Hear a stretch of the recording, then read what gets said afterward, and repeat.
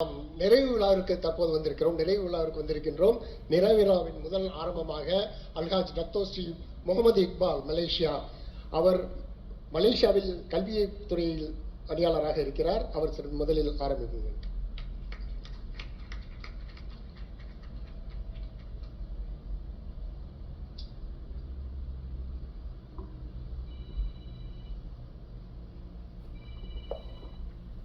அளவற்ற அருளாளனும் நிகரற்ற அன்புடையோனுமாகிய எல்லாம் வல்ல இறைவனின் திருப்பெயரை கொண்டு இதனை ஆரம்பிக்கின்றேன். இந்த 9வது மகாநாடு ஆரம்ப கட்டத்தில் தமிழ்நாட்டு முதல்வர் மு.க. ஸ்டாலின் அவர்கள் அந்த நிகழ்விற்கு பிற்பாடு உரையாற்ற வேண்டிய ஒரு பட்டியலில் நானும் இருந்தேன்.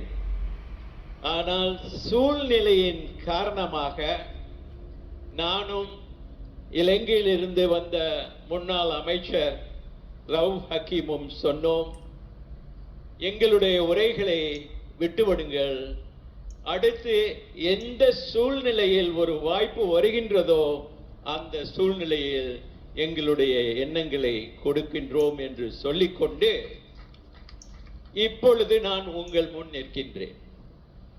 ஒரு இக்கட்டான சூழ்நிலை.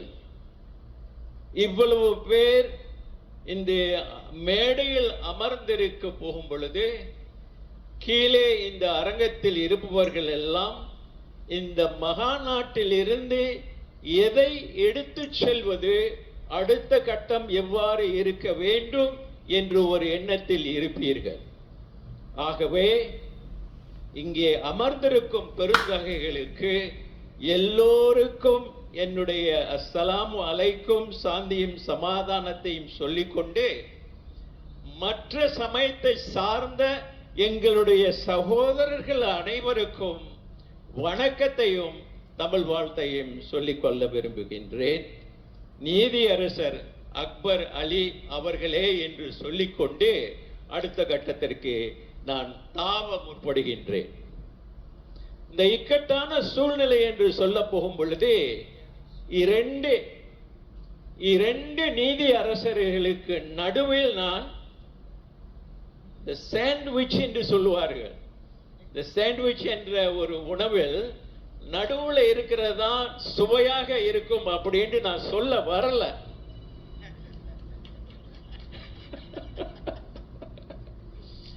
அது ஏன் இறைவனுடைய ஒரு ஆளுமையில் நேர்ந்தது என்றால், நேற்று அல்லது 3வது நாள் முன்பதாக இங்கே ஏன் இந்த உரையை ஆற்றவில்லை என்று சொல்லிக்கொண்டு அங்கு ஃபெமினா ஹோட்டலுக்கு நான் செல்லும் பொழுது மலேசிய பேராளர்களுக்கும் மற்ற வருகை தந்தவர்களுக்கும் ஒரு சிறப்பு விருந்து ஏற்பாடு செய்யப்பட்டிருந்தது. அந்த சிறப்பு விருந்தில் என்னையும் ஒரு சில வார்த்தைகள் சொல்ல அழைத்தார்கள். டத்தோ உயிரா ஷாவுல் ஹமீத் இங்கே இருக்கின்றார்கள். அவருடைய ஏற்பாட்டில் தான் அந்த நிகழ்வு ஏற்பட்டது. அப்பொழுது நான் ஒரு வார்த்தையை சொன்னேன், ஒரு வார்த்தை இல்லை, ஒரு வாசகத்தை சொன்னேன். இந்த மகாநாடு உண்மையில் 9ஆ? இஸ்லாமிய இலக்கிய கழகம் நடத்திய மகாநாடுகளில் இது 9வது. மலேசியாவில் 2011 ஒரு பிரம்மாண்டமான மகாநாடு நடந்தது என்று நாங்கள் சொல்லவில்லை.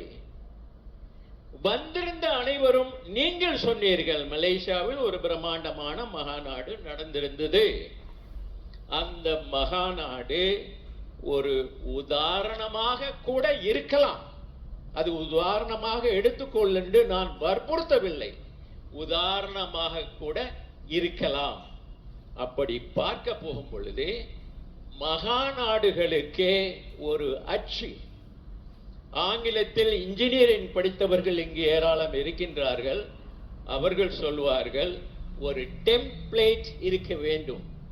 அந்த டெம்ப்ளேட் இருப்பதில் இப்பொழுது உள்ள சூழ்நிலைக்கு 9ஆக இருக்கட்டும், 10ஆக இருக்கட்டும், 30ஆக வரட்டும், அந்த டெம்ப்ளேட் ஒரு அடித்தளமாக இருந்து அதற்கு மேல் என்னென்ன மாற்றங்களை கொண்டு வர வேண்டும், சூழ்நிலை உலக விவகாரங்களை உள்ளடக்கி எப்படி கொண்டு வர வேண்டும் என்ற சிந்தனையில் நாம் முயற்சி செய்தோமானால் மகாநாடு வெற்றிகரமாக போகும். இது இஸ்லாமிய தமிழ் இலக்கிய மகாநாடு. என்னுடைய உரையில் நான் ஆரம்பித்து போகும் பொழுது மு.க. ஸ்டாலின் மாண்புமிகு முதலமைச்சருக்கு போகும்போது அதை சொல்லலாம் என்று நினைத்திருந்தேன். தம்பி, நீங்க அதை அப்படியே வச்சுக்கிறீங்க, கொஞ்சம் அப்படியே வச்சுக்கிறீங்க. என்னால் இது நாம் மற்றவர்களை பாராட்ட வேண்டும் என்பதற்காக அமைத்த ஒரு மேடை அல்ல. இது பாராட்ட வேண்டிய சூழ்நிலையில் எங்கே எந்த நேரத்தில் எப்படி பாராட்ட வேண்டும் என்பதற்கு ஒரு வரையறுப்பு இருக்கின்றது. அந்த வரையறுப்பும் பாராட்டுதல் இருந்தே ஆக வேண்டும். ஆனால் எப்போது அது செய்ய வேண்டும் என்ற ஒரு நியதி இல்லாமல் நாம் எந்த நேரத்திலும் எதையும் செய்வோம் என்ற ஒரு ஏற்பாட்டில் போனோமானால் நாம் தொழுகையில் கடைபிடிக்க கூடிய அந்த வரம்பு இஸ்லாமிய நடப்புகளில் பிரதிபலிக்க முடியாது. ஒரு சஃப் என்று இறங்கிவிட்டால் அந்த சஃபில் நாம் நிற்க போகும் பொழுது இமாம் ஒரு தவறு செய்தாலும் அதை சுட்டிக்காட்டுவதற்கு ஒரு மரியாதை இருக்கின்றது. அந்த மரியாதையில் இருந்து விலகி நாம் எதேச்சகரமாக எதையாவது சொல்லிவிட்டோம் என்றால் அந்த தொழுகையினுடைய மரபே மாறுபட்டு போய்விடும். இதுதான் இஸ்லாம் போதிக்கிறது. நான் என்ன சொல்ல வந்தேன் என்றால், இங்கே பார்த்தீர்கள் என்றால் இக்ரா பிஸ்மி ரப்பிக்க அப்படிங்கிற வாசகம்தான் இறைவனின் திருப்பெயரை கொண்டு ஓதுவீராக என்பதுதான் நம்மளுடைய அந்த ஸ்லோகம். ஸ்லோகன் என்று நான் சொல்லவில்லை, ஸ்லோகம் என்று சொன்னேன். சமஸ்கிருதமாக இருந்தாலும் சரி, அது தமிழாக இருந்தாலும் சரி, அந்த அழைப்பின் பிரகாரம் நாம் கொண்டு செல்ல போகும் பொழுது அந்த இக்ரா என்று சொல்வதற்கு தமிழில் ஒரு பதம் ஒன்று இருக்கிறது. கரக, பயன்படுத்தாத சொல் கரக.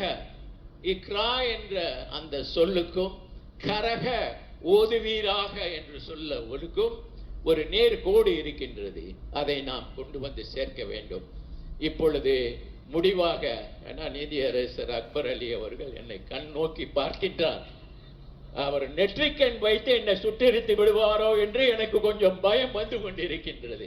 இருந்தாலும் நான் சொல்வது என்னவென்றால், சகோதரர் சேமு முகமது அலி அவர்களுடைய ஆளுமையில் இந்த மாநாடு நடந்து கொண்டிருக்கின்றது. அதற்கு பாடுபட்ட அப்துல் காதர் அவர்கள், சமத் அவர்கள், ஷாஜஹான் அவர்கள், யார் யார் எல்லோரும் பேர் சொல்லாதவர்களும் அதில் இணைப்பில் சேர்ந்தவர்களுக்கும் நான் மரமான வாழ்த்துக்களை சொல்லிக்கொண்டு, இந்த மகாநாட்டிலிருந்து எடுத்து செல்ல வேண்டிய ஒரு விஷயம் ஒன்று இருக்கின்றது.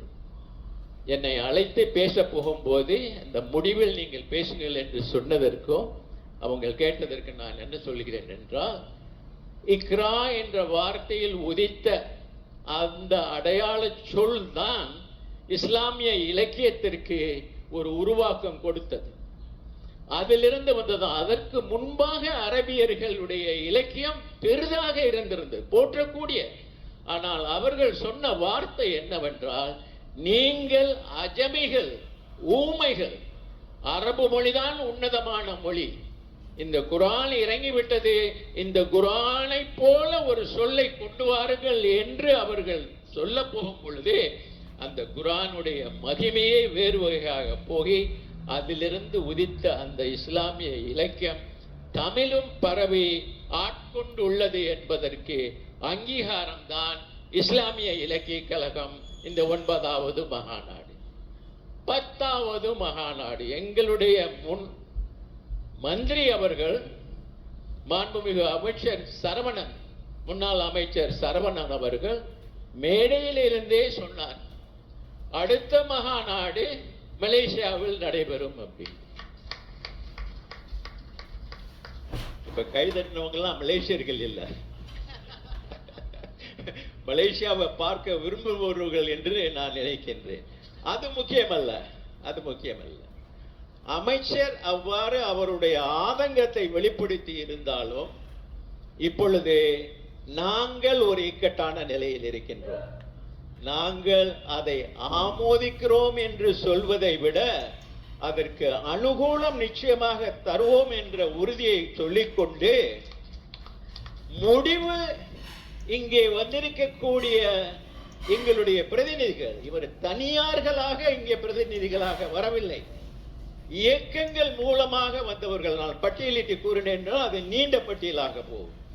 அவர்கள் எல்லோரும் சொல்லி இருக்கின்றார்கள், நாம் நடத்துவோம். நான் சொன்னேன், நடத்துவதற்கு திட்டம் போடுவதற்கு முன்பதாக நாம் எல்லோரும் கலந்து ஆலோசித்து தீர்க்கமான ஒரு முடிவை கொடுப்போம்.